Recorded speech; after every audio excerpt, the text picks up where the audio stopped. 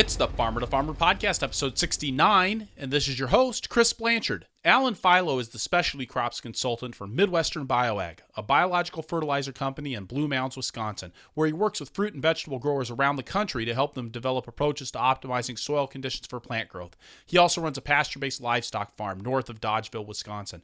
Alan was one of the first guests on the Farmer to Farmer podcast, and I've been asked again and again to get him back on the show. Alan digs into cover cropping, from the biology and theory behind it to the nuts and bolts about how to make it work on the farm. We discuss how cover crops work to get sugar-rich calories into the soil to feed the microbes, and how you can use cover crops to create microclimates to break down crop residues.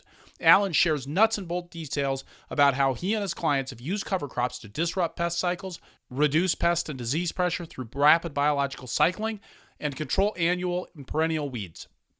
We also discuss the tools and techniques that Alan recommends for managing cover crops, from establishing a strong stand to managing the resulting mass of vegetation. Cover crop selection, practical approaches to cover crop blends, and using cover crops to manage the pre-harvest interval for manure applications are also on the table. I always learn a ton when I talk to Alan. This was no exception. Enjoy! The Farmer to Farmer podcast is made possible with the generous support of Vermont Compost Company, founded by organic crop growing professionals committed to meeting the need for high quality compost and compost-based living soil mixes for certified organic plant production. VermontCompost.com. This episode of the Farmer to Farmer podcast is sponsored by FarmFan. Ever wish you could text a reminder to all of your customers? FarmFan does just that, increasing market turnout and sales week after week. FarmFanApp.com or see farmertofarmerpodcast.com/sponsors for 25% off your 6 or 12-month subscription. Alan Philo, welcome to the Farmer to Farmer podcast. Hello, Chris. Thank you so much. Or I should actually say welcome back. We had such a great conversation last time, back in episode 3, about kind of the basics of soil fertility, that I wanted to get you back today and dig into talking about some specifics about cover crops. And this show is going to go live probably in late May, early June. And I think that's a really smart time for people to be thinking about, what do I want to do with cover crops for this year? Yeah, that actually is right at a transition time for a lot of people. The last of any sort of winter cover crops are going to come out at that point in a lot of areas of the country. And the other thing that you're going to see is maybe even some early spring crops are going to be out of the field. So it's a great time for people to be establishing summer cover crops right then, with the intention of having a cover crop for the next, 3 to 4 months until frost comes. So hopefully it's good timing. So let's go ahead and have you start, Alan, by telling us a little bit about where you are now, what you're doing, and how you got to this point. Sure.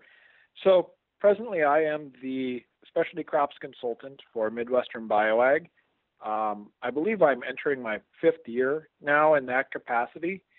And at the same time, when this comes out, I will have just finished up being a student at the University of Wisconsin in the soils department, as well as owning and running a farm just north of Dodgeville, Wisconsin, that is primarily centered around livestock production and pastures. So that's where I am. That's where I am now, and it's been a little bit of a long and winding road to get here. Before all those things happened, I was the field operations manager at Gardens of Egan, just south of the Twin Cities, where I was in charge of fertility, cover crops, rotation planning, and just about all the field tillage and weed control on that farm. And I held that position for 3 years before I moved on to Midwestern BioAg. And with being the specialty crops guy at Midwestern BioAg, what does that involve? Well, the sort of funny way of saying it that I like to say sometimes is that if it isn't corn or beans or goes through a cow in some form and you call the company, you'll probably end up with me. So I consult on lots of small scale to even large scale vegetable operations.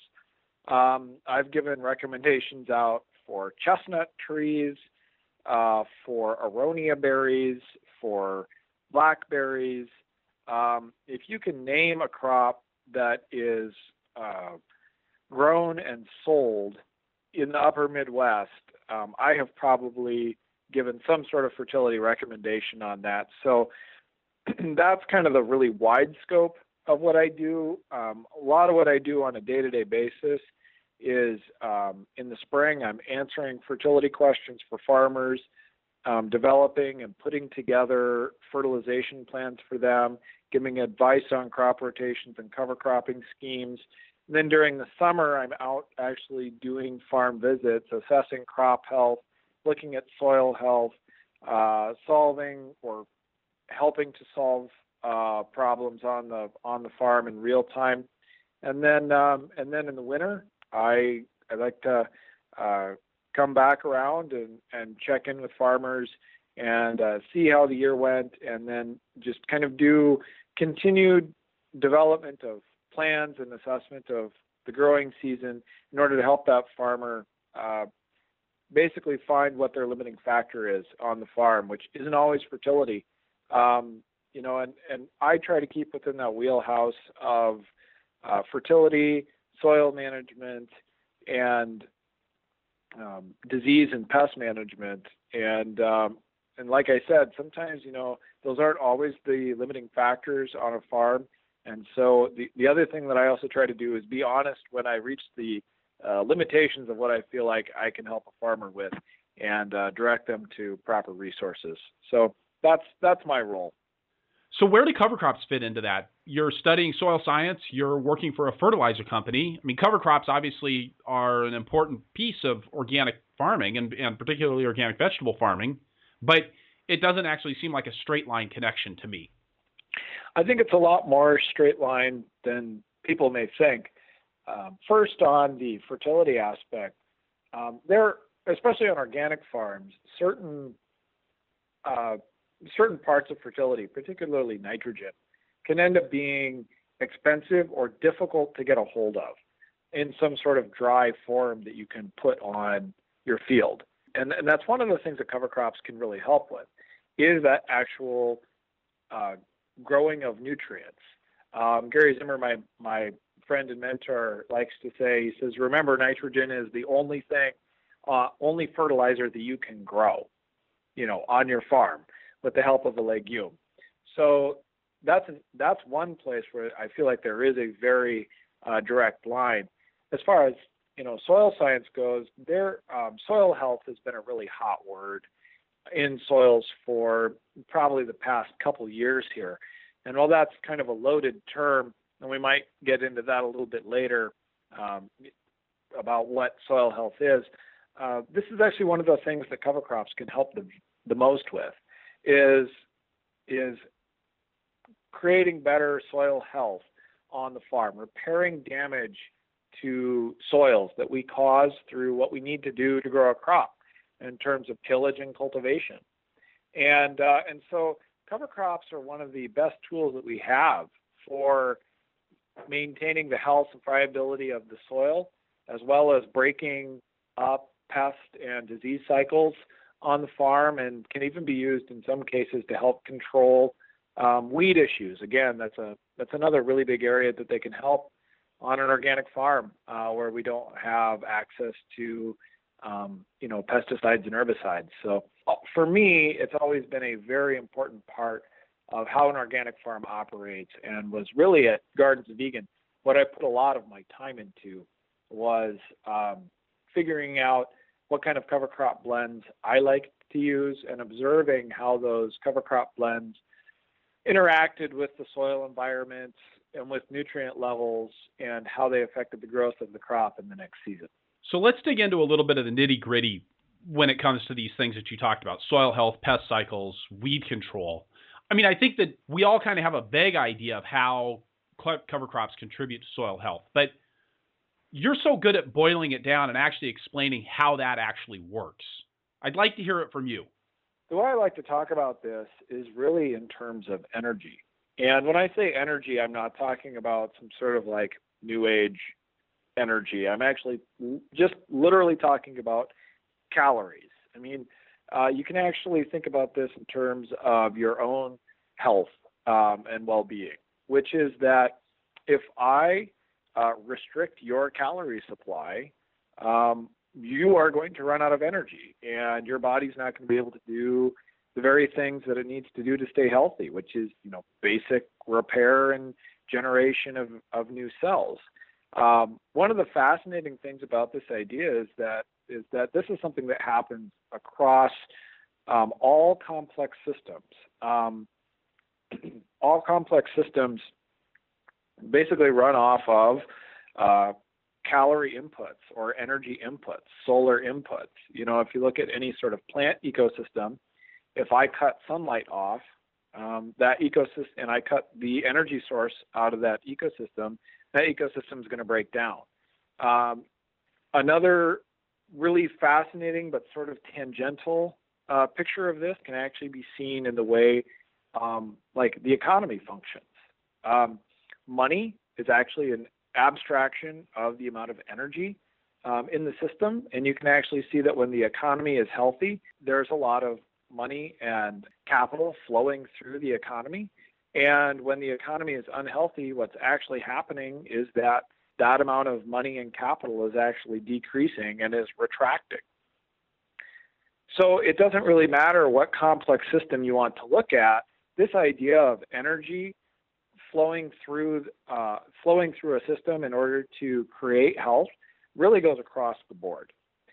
But when we look at soils, what's happening is we have to ask ourselves, where is that energy coming from? And who's using the energy, right? So in the soil system, to answer that first question, who's using the energy is microbes. Microbes are what, in the microbiological activity, is really what creates good soil structure. There's lots of excellent studies out there in the scientific literature and wonderful anecdotal stories on lots of farms, where you can really see that there is a direct correlation between the amount of microbial activity that you have in the soil and how good the soil structure is.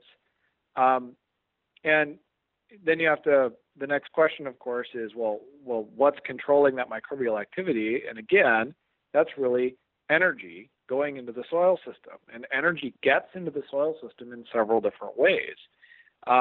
Obviously, you can put an energy source in and till it in, like compost or manure or a green manure crop. But there's other ways that energy gets in there too that people don't necessarily think about, which is plants are constantly pumping sugars. And again, remember, sugars are just a condensed form of calories. Anybody who's trying to go on a diet knows this very well.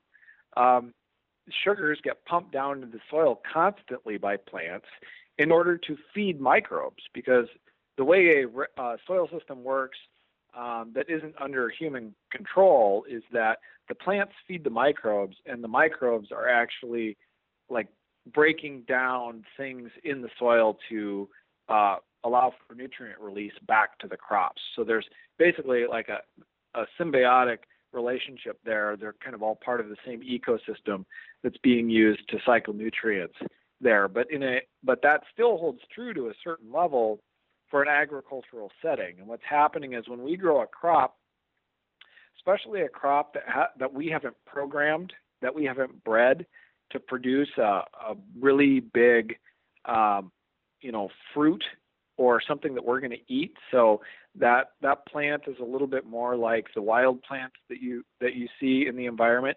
Those pump a lot more sugar down into the soil, and that sugar and those calories are going to feed those microbes. So again, living plants are a great source of energy for microbes in the soil. You're saying it's pumping energy into the soil. It's pumping nutrients into the soil. What's actually going on there?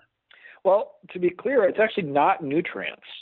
If we're going to talk about nutrients, we're going to look at nitrogen and phosphorus, potassium, calcium, which is a lot more of what we talked about in the first podcast that we did.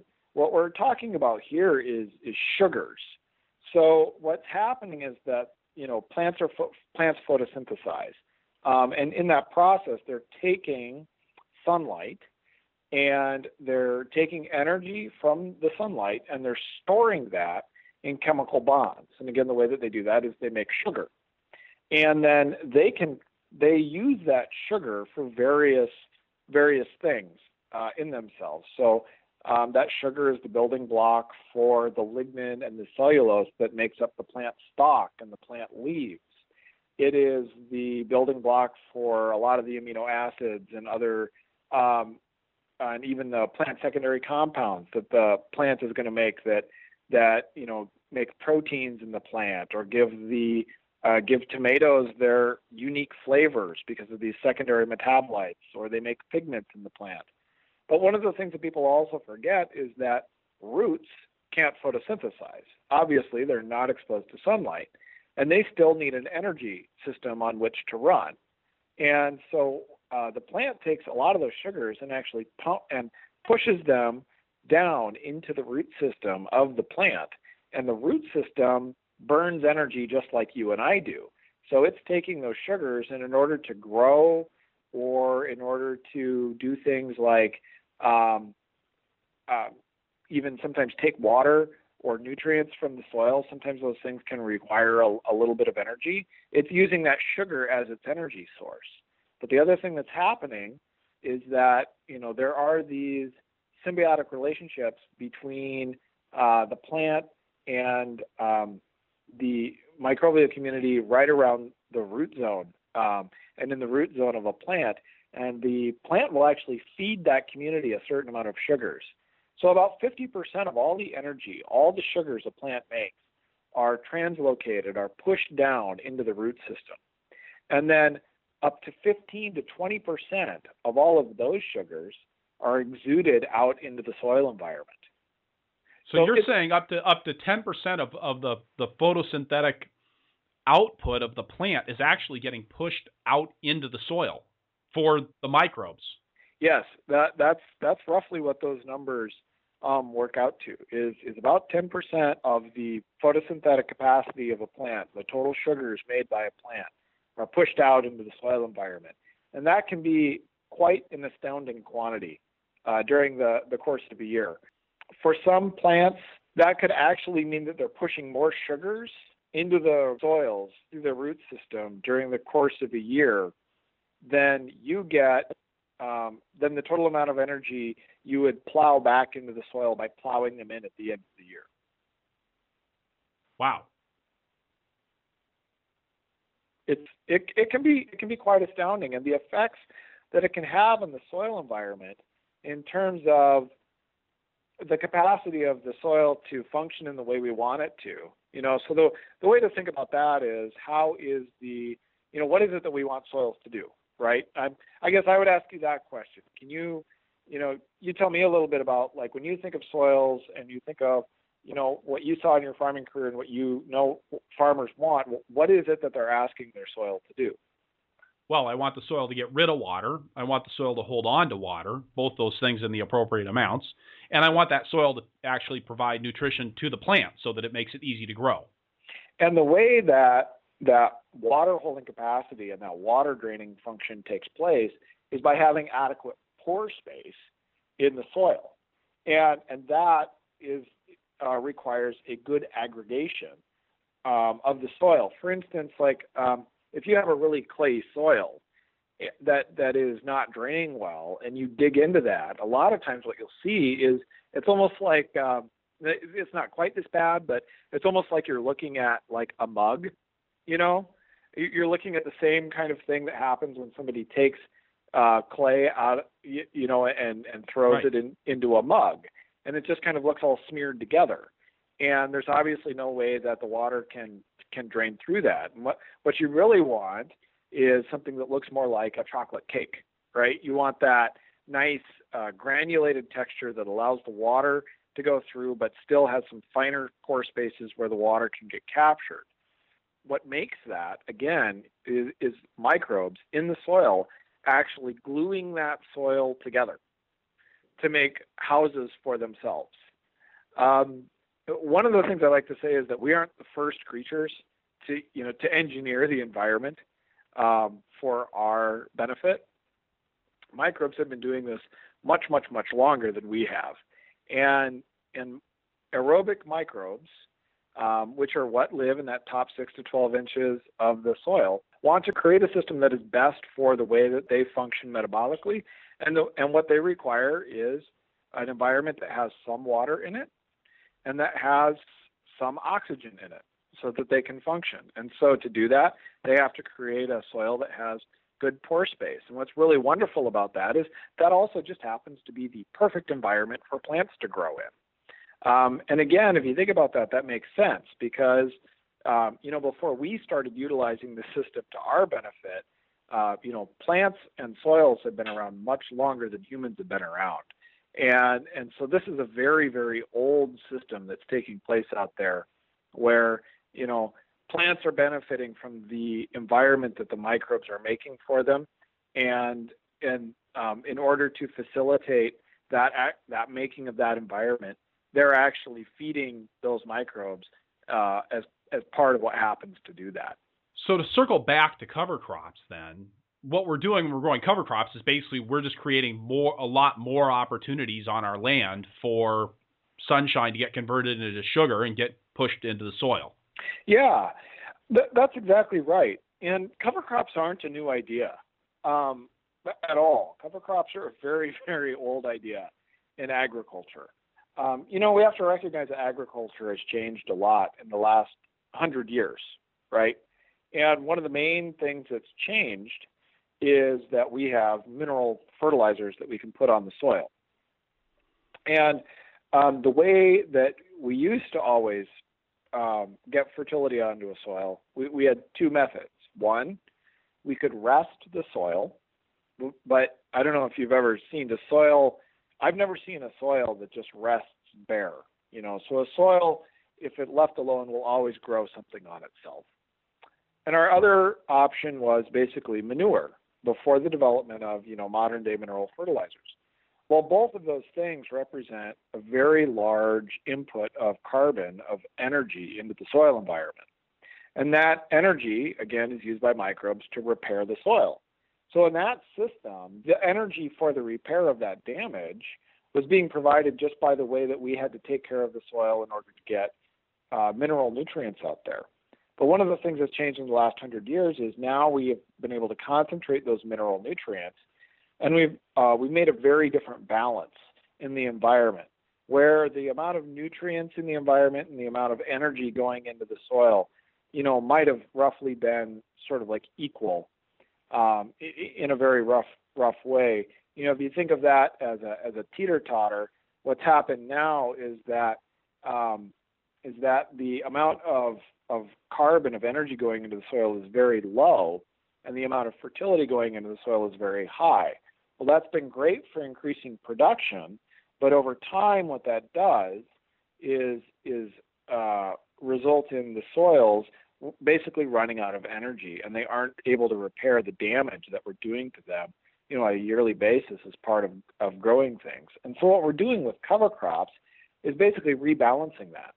We are just putting back in something that honestly, traditionally in agriculture, has always been a part of agriculture, but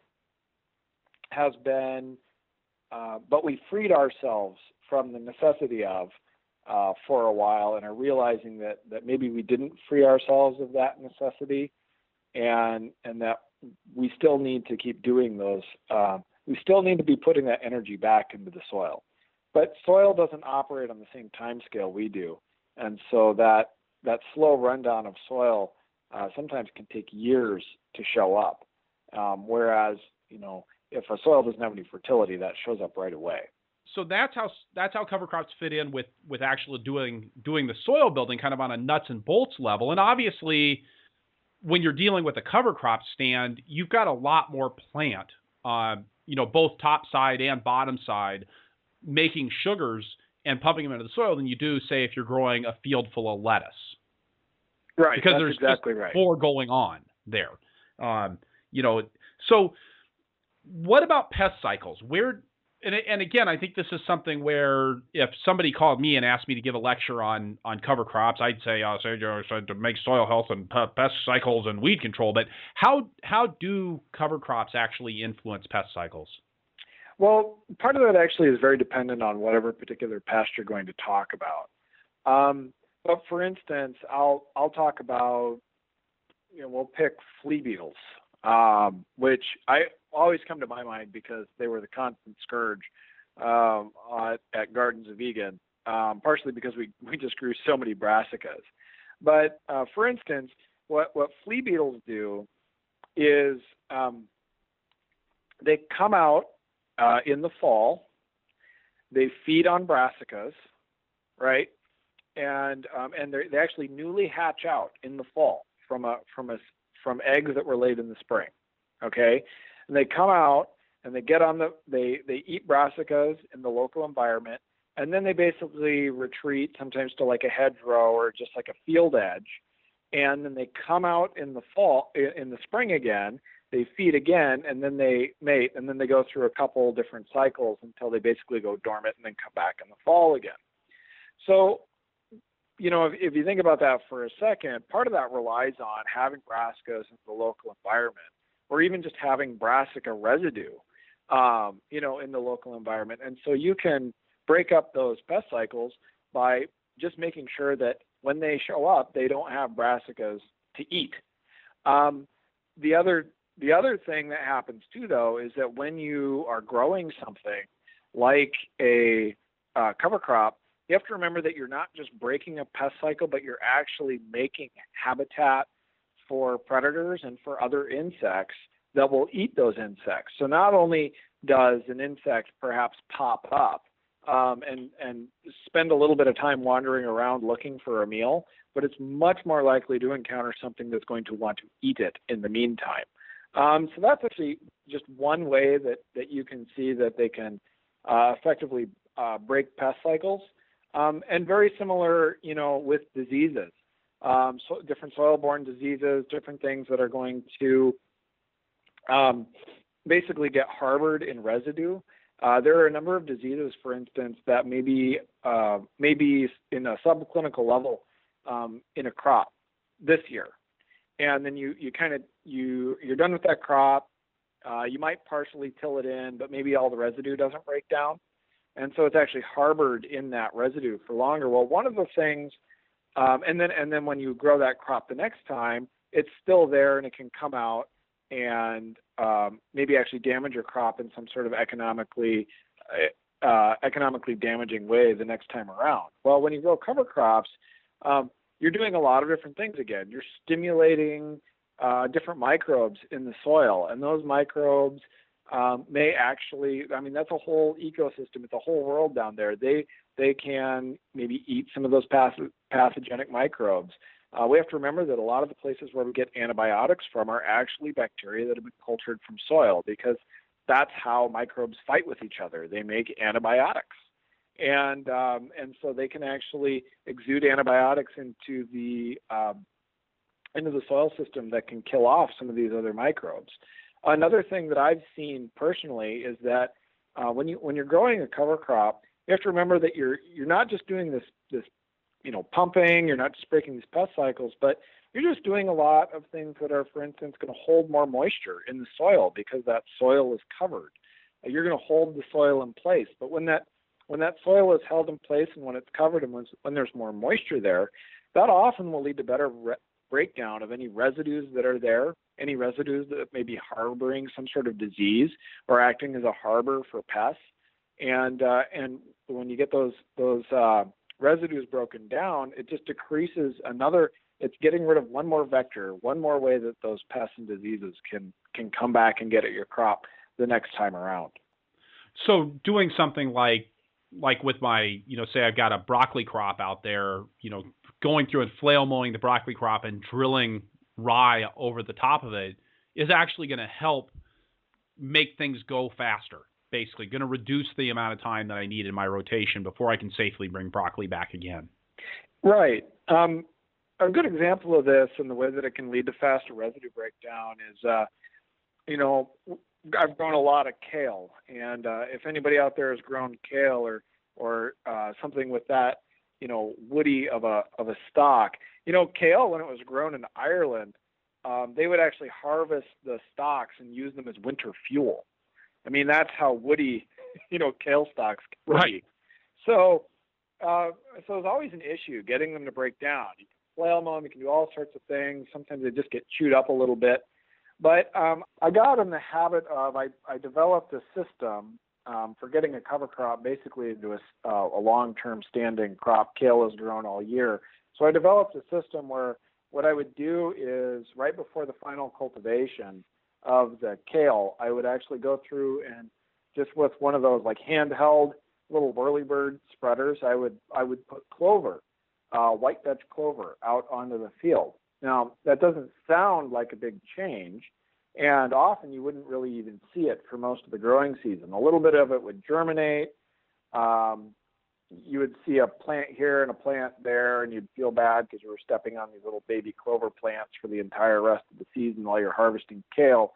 What was fascinating is in the fall, whether it was from plants that germinated earlier and just made it through, or that some of that seed actually germinates right in the fall when conditions are better for it, what ends up happening is that you would have this gorgeous mat of white clover that would pop up in the fall, and then in the spring would grow often up above, the kale stalks that had been cut and were just laying there. And when you went out there and dug underneath that clover, what you would see is that those kale stalks, because they weren't just exposed to the sun and the wind all the time, had taken on all sorts of moisture, and there would just be fungal mycelia running through these things like crazy. And so when I would go out to, rotivate under the clover crop, as we were getting close to establishment of the next cash crop, those kale stalks would just fall apart, and they would easily till back into the soil environment. So again, something that would be so difficult to get rid of that sometimes we would actually send a crew through the field, to pick up the kale stalks. Right. You just didn't have to do that anymore, and that's energy going back into the soil environment again. So it's just amazing the way that those cover crops can really lead to just sometimes a more natural breakdown, a little bit more natural system on the farm, and they can do some of that work for you. In the food safety world, I know one of the things that they've found, and I've seen research papers on this topic, that they found that planting cover crops and using that as part of the rotation on fields that have been contaminated with foodborne pathogens, that they actually reduce the survivability of those pathogens. In other words, they decrease the amount of time that you have to wait between having a contamination issue and actually being able to plant another crop that might be susceptible to causing a problem with the foodborne pathogens again. And I think that's kind of that same principle again, that you're just getting more stuff going on in the soil, all of which is acting antagonistically towards other things in the soil, all of which breaks things down and kind of disrupts those cycles for organisms that we maybe don't consider to be desirable. Yeah, that's totally correct. That's exactly what I was referring to. And some of that even actually goes back to some very interesting ecological principles that are, at this point, 50, 60 years old, that have to do with different strategies of different microbes, and that a lot of the pathogenic microbes can grow and will take advantage of conditions where there's only maybe like one good food source, or where, if you see like a little bit of rot on a melon, that's almost always going to be associated with some of these pathogenic fungi are going to be, feeding on what's really like a smorgasbord of sugars. And it has to do with that those pathogenic microbes are often set up to really ramp up their speed of reproduction in the presence of like an easy food source, like a slightly broken or cracked melon.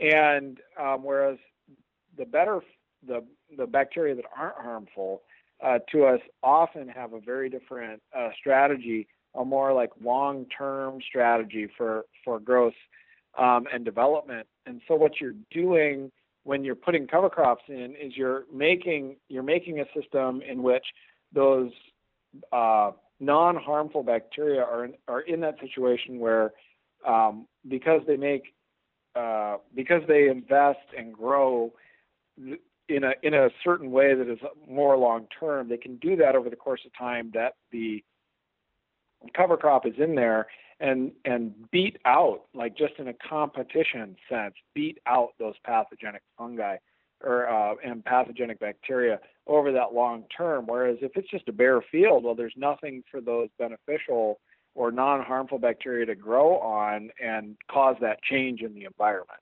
What about weed control? You said cover crops for weed control. And that's a place that I'm really interested in how cover crops fit in. And I know that on my farm, when we started really paying attention to cover cropping, we made some real strides with weed control.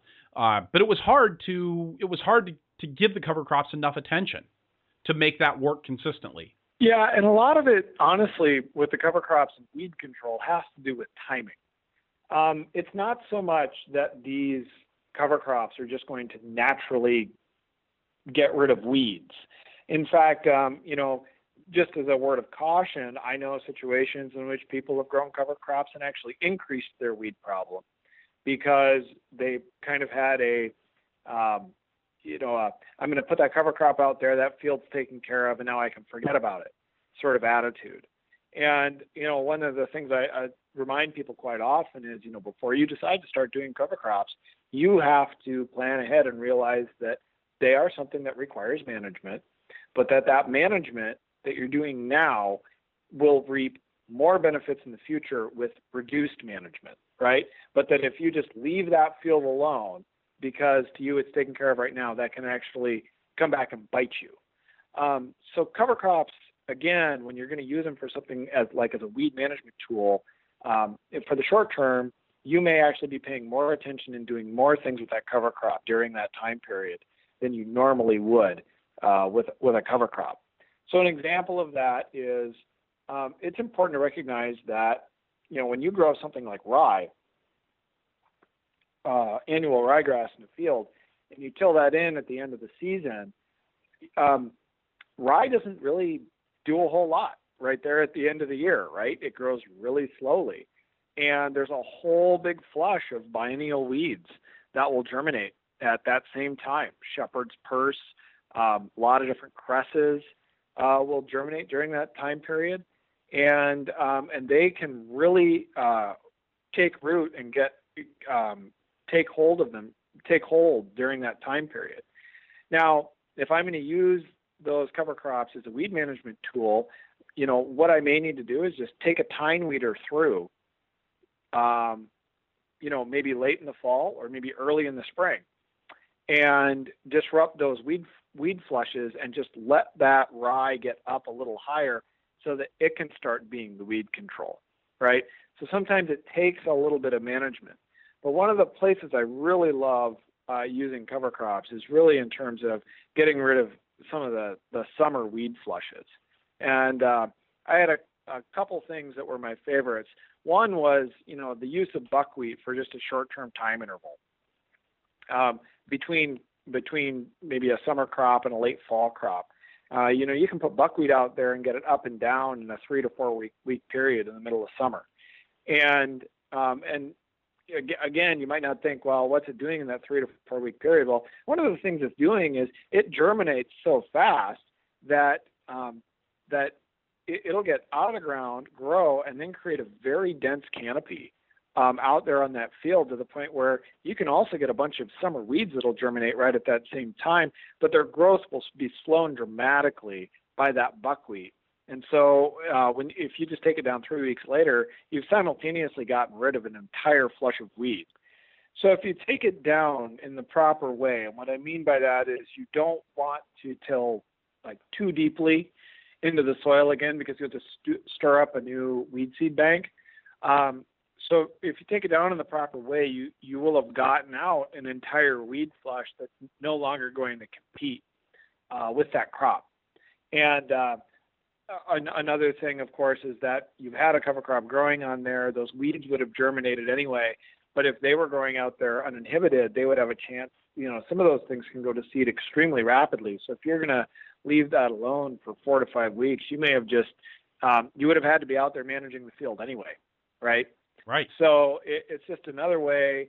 That's one of the best ways with those summer weeds, where cover crops can make a big difference. Another great one that I like, one of the classic complaints, of course, is I have thistles in my field, right? Right. And thistles are incredibly hard to get rid of. And you can only send employees out to dig and pull thistles so many times before they will just quit. So cover crops can be a great way, again, to manage those, but you have to do it in a very specific way. So you have to remember that part of the reason why thistles are so hard to get rid of is because they have massive root storage, capabilities, and they're clonal. So if you go out there and just try to do something like rototill that section of the field to get rid of those thistles, you're actually just making the problem worse because you're cutting those roots up into little pieces, but each one of those roots can now grow into a new thistle. And typically you don't even get down as far as the storage roots, because those are oftentimes down 8, 10, 12 inches. Yeah. Actually, a hilarious story from one of my coworkers was that he was pulling thistles. He used to work for Easy Bean Farms out west of the Twin Cities, and he was out pulling thistles. And it was a pretty nice soil. It was pretty loose, and he pulled one thistle, and the thistle, like about a foot away, actually pulled down into the ground, and then pulled up through the, So they're very difficult to get rid of. Yeah, you really have to eradicate like a whole patch at one time, or they're just going to grow right back in. So one of the best methods for doing this is actually to do something that's going to run them out of energy. You need to make them use up the amount of energy that they have stored in that root system. Again, so cutting a thistle off right before it flowers, well, that's great. That prevented that thistle from, putting more seeds into the environment. But I unfortunately have also allowed that thistle that entire period of time to build up more, root storage.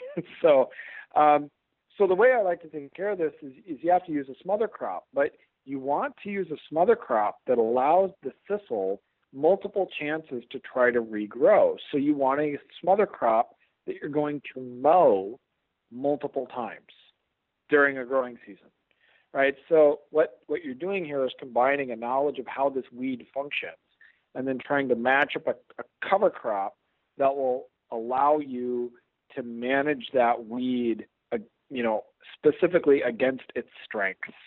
And the thing I love the most for that is Sudan grass.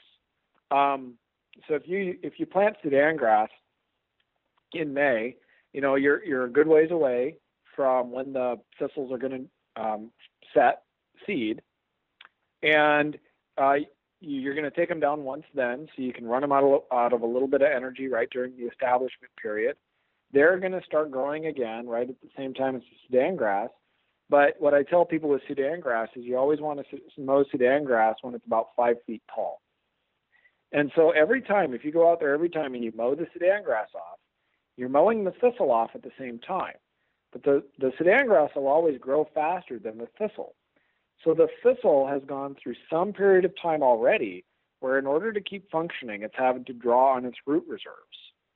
Now by mowing it, you're stimulating it to grow again. So it's going to tap into more of those root reserves, and it's going to try to grow again, but it's going to get outgrown again by the Sudan grass. And so you can, in a good season, you can easily mow Sudan grass 5 times before frost. So, you mow it 5 times, even here on the 43rd parallel, and let it get 5 feet tall each time? Yeah, that's right. You can actually get, in terms of dry matter, you can actually get 9 tons of dry matter per acre off of a Sudan grass crop, like if you're going to harvest it for forage. It's an amazing, it grows so fast when you hit the heat of summer. Like when you mow it, if it rains, in a couple days, it'll grow a foot. Wow. It's so fast. It's one of the most fun crops to just play around with. I played around with Sudan grass a bunch. But again, you can see how effective that can be at actually depleting, the energy reserves of that thistle, and so using strategies like that Again, you got to pick a cover crop that manages against the strengths, of a weed. But it can be very effective. All right, Alan, with that, we're going to stop and get a word from our sponsors, and then we'll be right back with more on cover crops with Alan Philo from Midwestern BioAg. The Farmer to Farmer podcast is made possible with the generous support of Vermont Compost Company, makers of living media for organic growers since 1992. In the transplant greenhouse, all of your investment in plant material, heat, labor, and overhead depends absolutely on the performance of the media where you expect your plants to grow. And that media has a really hard job to do. Produce a healthy plant in just a few cubic centimeters of soil. When I started farming, I focused on getting the cheapest ingredients that I could to make my own potting soil, and later on finding cheap potting soil already put together. But I found that what so many farmers have, that saving money on inputs doesn't always result in increased profits. Jennifer at Vermont Compost can tell story after story of customers who switched to less expensive options, but who have come back to Vermont Compost for the consistency and the quality of their potting soils. And even though it's not all about saving money, Vermont Compost's pre-buy program can help you get what your plants need at the best price, with the best shipping options, delivered at a time that works best for you. Plus, their shared truckloads program organizes shipping to other regions in ways that gets shipping prices down to the level you'd pay right there in the great state of Vermont. Feed the soil. VermontCompost.com. This episode of the Farmer to Farmer podcast is sponsored by FarmFan. Most farmers market customers only visit the market 2 or 3 times per season, and there are plenty who make it less often. Market dates simply get forgotten in the wash of soccer games, brunch dates, commuting, and other commitments that keep would-be market customers from becoming regular market shoppers, not to mention the challenges to your customers of knowing when market season begins and ends, or keeping them on schedule for irregular winter markets. FarmFan lets you send a text message reminder to all of your customers, taking the detective work out of the equation. Plus, you can let customers know what you'll have at market that day, and even offer your FarmFan special deals to increase the number of market customers who come specifically to see and buy from you. Unlike emails and social media, text messages are always on. 98% of text messages actually get read, compared to 25% of emails and as little as 4% for some social media channels. Who doesn't check their phone when it buzzes? Visit the show notes page for this episode or the sponsor page at farmertofarmerpodcast.com/sponsors for 25% off your 6 or 12-month subscription to FarmFan. Turn your well-meaning occasional shoppers into regulars and create a following. FarmFanApp.com. All right, and we're back with Alan Philo talking about cover crops. So, Alan, before the break, you were talking about mowing Sudan grass, and you were talking about mowing 5-foot-tall Sudan grass 5 times a season. That's a lot of green matter. What kind of tool are you using for mowing something like that? Well, I just used to use a brush hog. Worked just fine. Part of it is part of the tool that you're going to choose is going to be dependent on how fine you want that mowed, and whether you want it like pushed off kind of into a windrow, which is what a brush hog or batwing mower is going to do. It's going to kind of make little windrows, or if you want it chopped really finely, like with a flail mower. It's amazing what you can mow. Even with a decently sized flail mower. I used to mow down green sweet corn crops, so and those will easily be 6 feet tall, and much thicker stalks than a Sudan grass field. So again, it's more dependent on how you want that residue to go onto the field. With a lot of Sudan grass, I really always like to grow clover underneath the Sudan grass. And when I did that, I always wanted to mow in a system that would kind of take the residue and push it into a row. Because if I just use like a flail mower and all that 5 feet of green matter went down straight onto the soil, it would smother out the clover that was underneath. So you're just trying to match up that tool. You always have to think about how that tool functions, where that tool is going to put residue, and how that matches up with what you actually want to have happen in that next stage of management on the field. That's interesting, because I always go to the flail mower as being the default, but you're actually saying there's a place for multiple kinds of mowers. Yeah, and some of that's in terms of time too. We had pretty large fields at Gardens of Egan. I know like John Peterson at Angelic Organics has fairly large fields of cover crops, And we had gone with basically like a batwing mower. So it's basically like a gang of three brush hogs together. And I mean, you could cover fields super fast with that. And that reduced our total amount of time management on the cover crops, in terms of mowing by 2/3, if not even more. And, so lots of different tools in terms of speed of management and in terms of what you want to happen with that residue. It's not always about chopping it up, really fine. And some of that depends on the plant. But if I'm working with Sudan grass, and I'm taking it down at the right time before it becomes too woody, before it starts becoming lignous, if I'm taking it down when it's still green and lush, even that kind of big green lush plant is not going to get totally chopped up by the brush hog. It's going to push into a windrow. You'll be surprised at how little of that is left, especially after just one, tillage pass in the spring, and especially if you have clover grow up over it. Kind of the very same thing we were talking about earlier with the kale stalk, because I always did that, and I have clovers sown underneath that crop. Those clovers come up, they cover that residue. That residue is almost always completely gone, almost before I even get into the field. Great. So on the subject of tools then, we talk about something for mowing the cover crop. Obviously, rototiller or chisel plow or whatever you want to use for being able to incorporate cover crop. What are you using for establishing a cover crop? Establishment's really quite simple. Cover crops, depending on how complicated you get with mixes, a lot of cover crops are really just some sort of a small grain or something that you can run through, a traditional seed drill, on about a 6-inch row spacing. So, what I always tell people is you can just go to some farm auction if you're looking for a way to establish cover crops. If you got a small farm, you can just pick up like an old 6-foot John Deere Van Brun or International Harvester regular seed drill. And those seed drills, often you open up the cover and they'll have seeding rates on there for just about anything. Small grains, vetches, peas. And, really what you're trying to do is you're just trying to match up a seed size to a setting. So even if it's not on there, you can match up some seed size that you have to some seed size that it's listed for and make an approximation on the seeding rate. The things I tell people to look for are really, you just want something with a galvanized box, and you want to have double disc openers because they tend not to plug up, and you need to grease it regularly. But just one of those good old drills. They're fairly inexpensive, and the larger your farm is, the wider one you want, because the more ground you can cover in a single pass.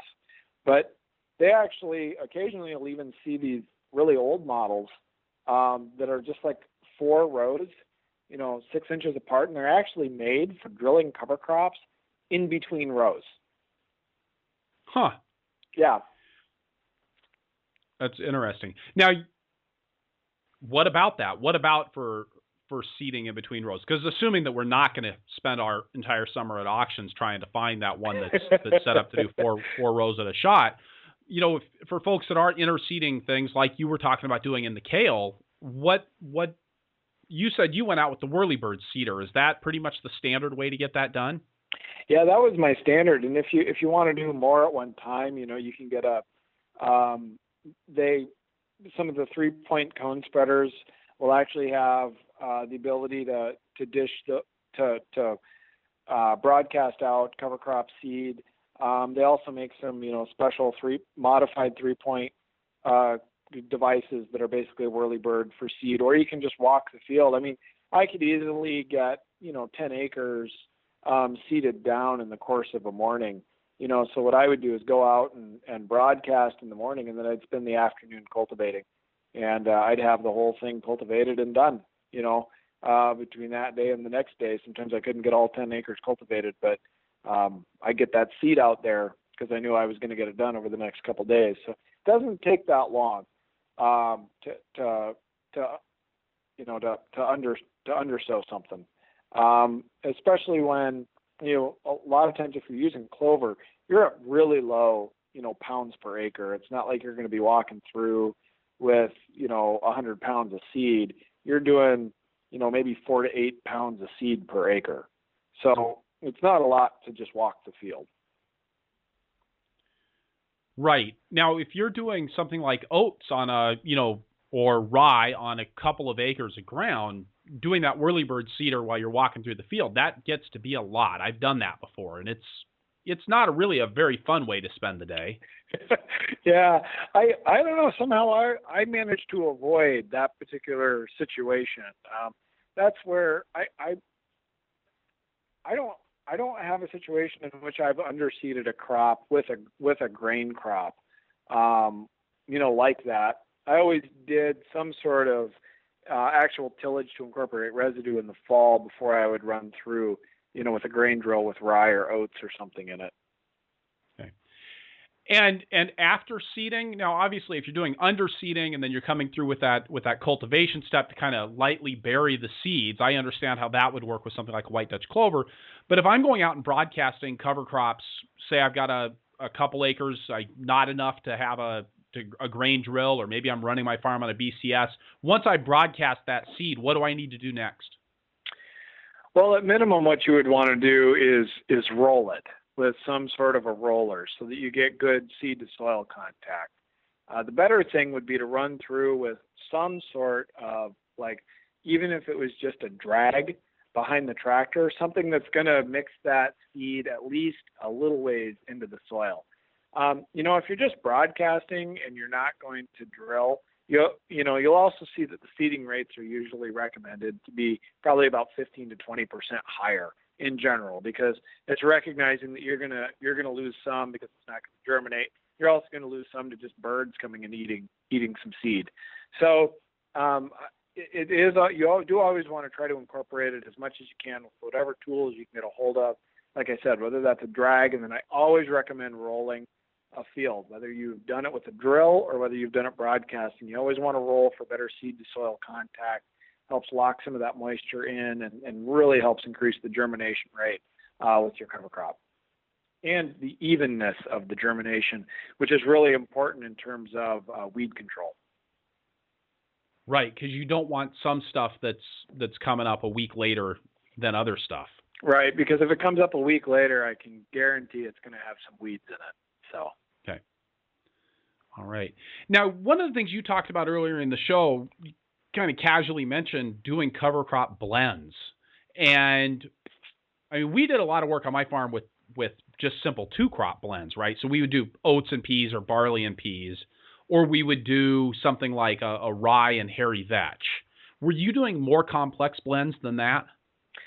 Yeah, I had made as a goal for myself to just, part of it was just fun. I was just trying to see how many different kinds of cover crops I could get onto the field at one time. But and I was doing that really just based on this idea that you never walk into a monoculture in nature, or very rarely are you going to walk into a monoculture in nature, and that very rarely do you even walk into a field where either everything's alive or everything's dead, right? And that's really important if you sort of think of the way like ecosystems function. There's things that are breaking down, those things are releasing nutrients, and those nutrients are feeding the things that are growing, et cetera. And so what I started to do is mix together lots of different seeds, mainly to just sort of make it like what I saw in a more natural environment, or even just in a pasture.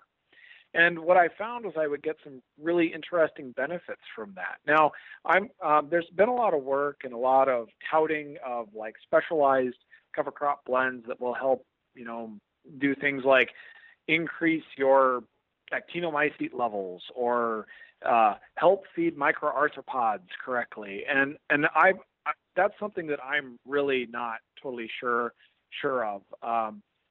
Humans have a lot of trouble predicting the way they, predicting, for instance, how our behavior shapes environments where we can actually go out and count the animals.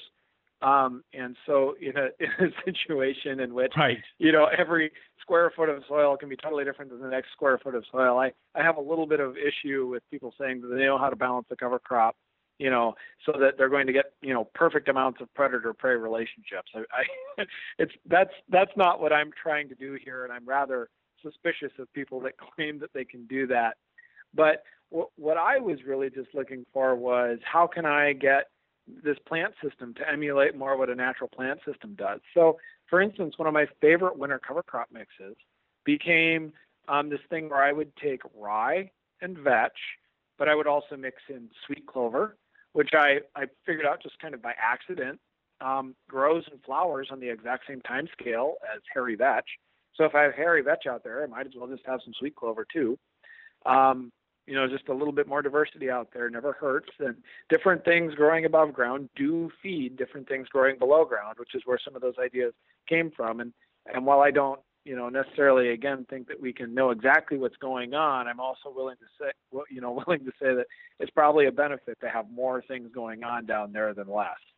And so I would put some sweet clover in there, and then I would throw some buckwheat in there. Well, and people would say, why are you putting buckwheat in there? Buckwheat doesn't overwinter. And I said, that's fine.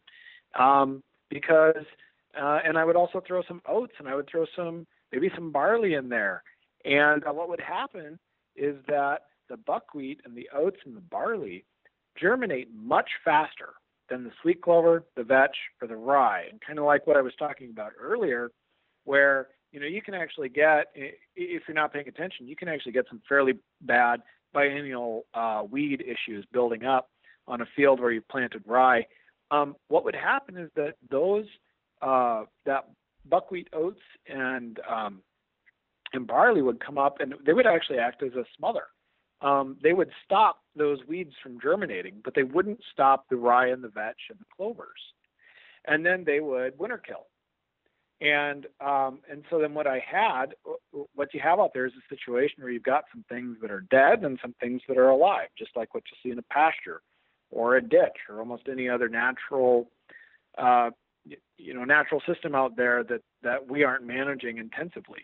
And so, again, just based on that, I found that it had this really interesting beneficial effect on weed levels. In those mixes. The other thing I really like to do was trying always to figure out a way to offset some of the things that cover crops can do that maybe we don't want. For instance, back to Sudan grass or maybe millet or some of these other very fast-growing grass crops that you can put in for summer. If you're not careful, they can tie up nitrogen in the environment and affect your next crop negatively from that. And so what I was always trying to figure out was, how can I get something in here? How can I get more legumes in there and have mixes where I can offset that balance? And so what I started doing was I started taking Sudan grass and sowing it at a lessened rate, like about 50%, and putting a full rate of clovers underneath it. And then I changed the way I mowed in order to allow those clovers to keep coming throughout the growing season, and be able to get a good foothold, so that when that Sudan grass winter killed, what I ended up with was a clover cover crop. And I was doing it mainly based on trying to get more legumes into the system for nitrogen. But the really great thing that I discovered was that it saved me a complete establishment pass in the fall. Instead of either leaving the Sudan grass stubble out there, dead, and then I'm either going to have to sow something in the spring or just break into that field early and plant, I had a clover cover crop out there, which meant that I had done, a primary tillage pass all the way back in, May of one year, and that was going to get me all the way through May of the next year, and I had two distinctly different cover crops on that ground in that time. So that's the way I like to use mixes, is really you're trying to get, I was trying to imitate natural systems, and then the other thing I was trying to do was trying to get more utility out of that blend, than I usually would. And at least for vegetable growers, the other thing that I would say with a lot of mixes is, a lot of the mixes right now, the really hot thing is this tillage radish.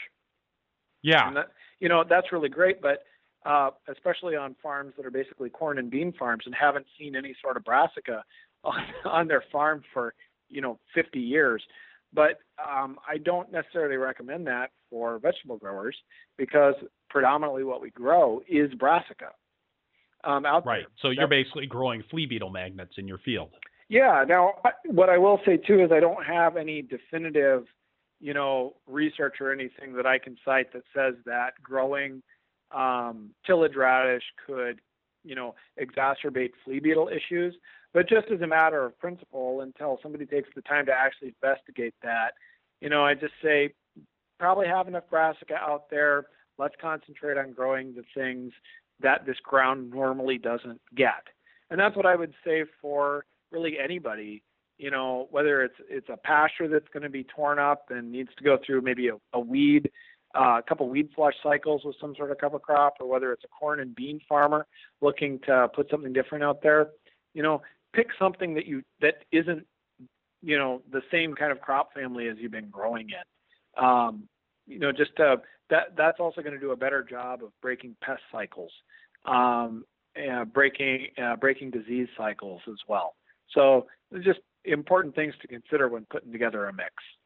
You said that with the Sudan grass and clover mix, you were seeding the clover at full rate and the Sudan grass at half rate.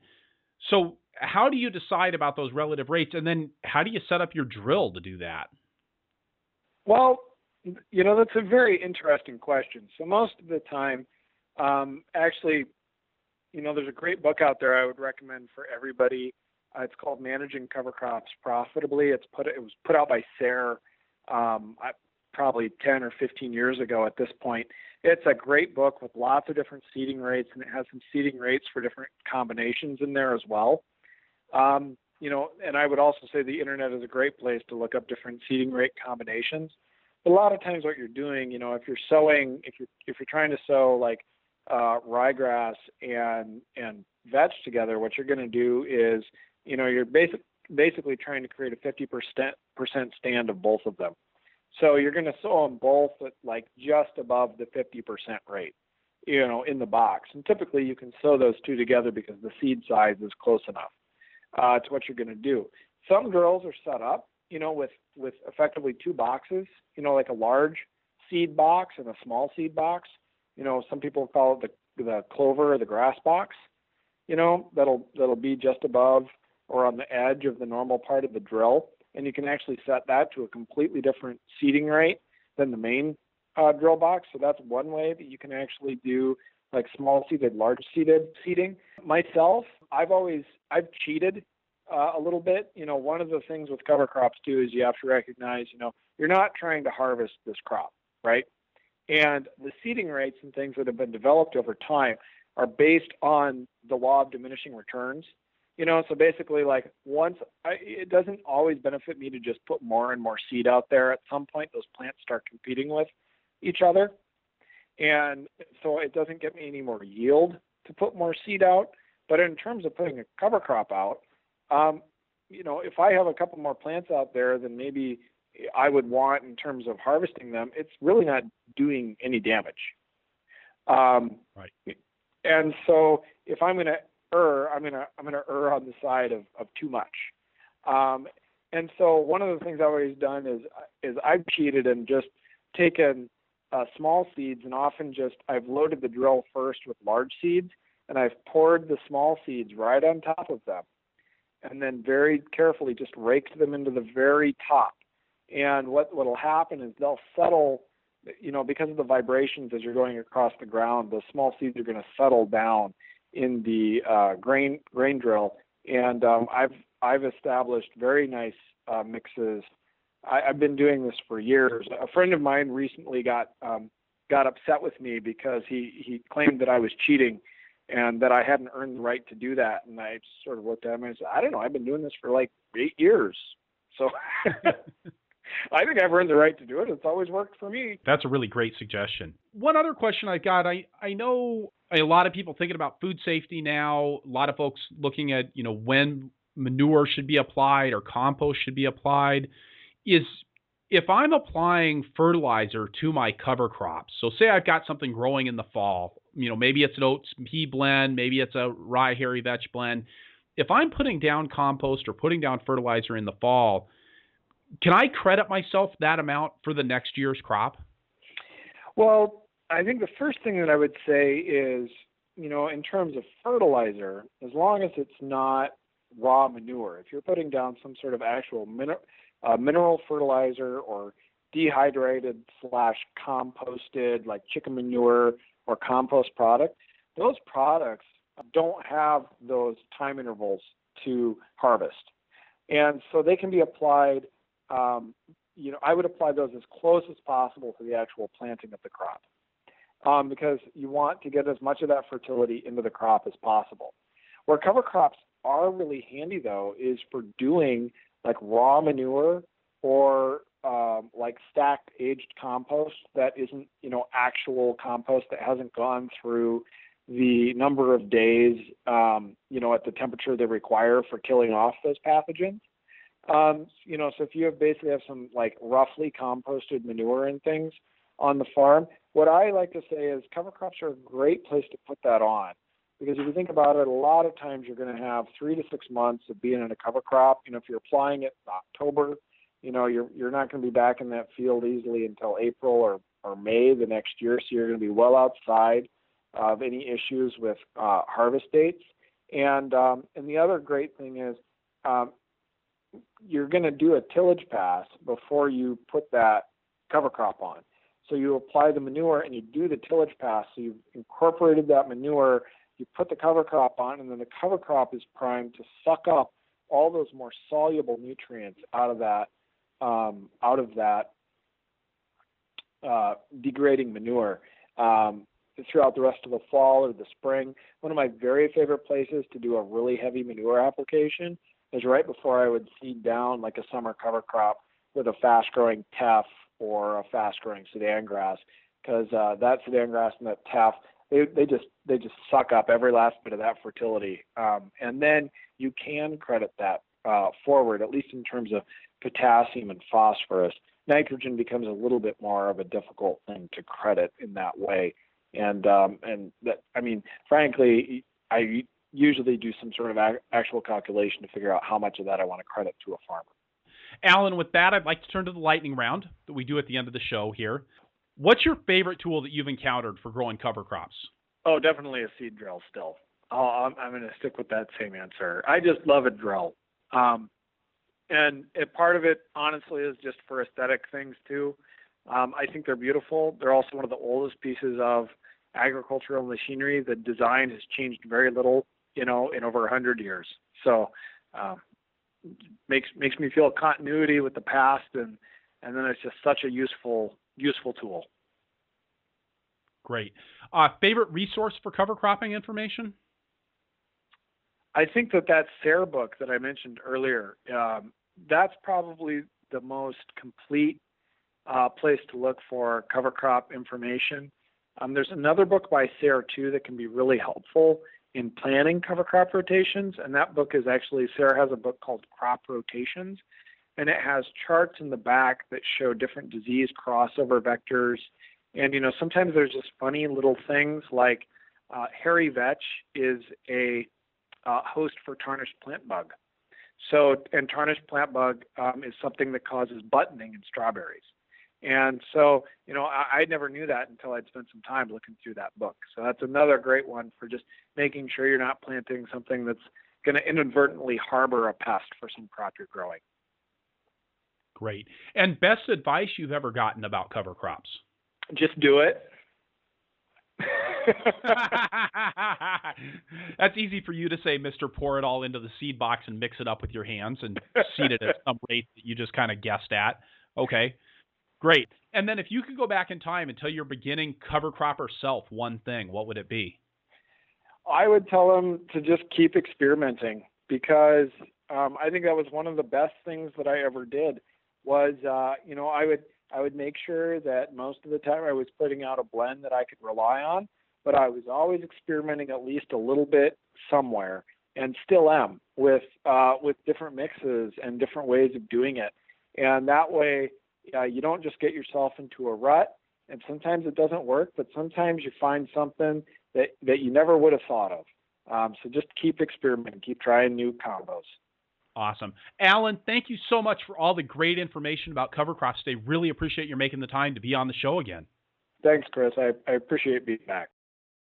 All right, so wrapping things up here, I'll say again that this is episode 69 of the Farmer to Farmer podcast, and that you can find the notes for this show at farmer-to-farmer-podcast.com by looking on the episodes page or just searching for Philo. That's Philo.